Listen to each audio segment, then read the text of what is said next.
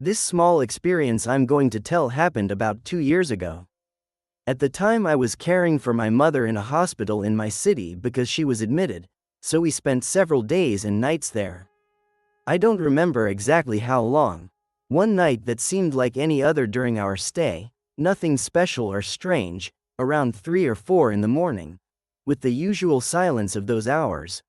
Some voices in the corridors, barely perceptible footsteps, the quiet of a hospital at dawn.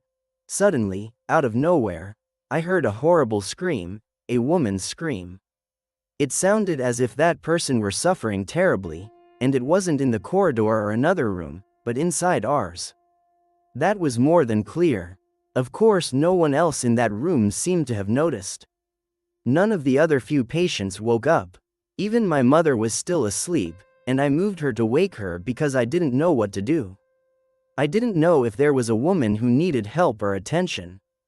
When my mother woke, she asked me what was happening, and I asked her about the scream, if she had heard it, but she said no.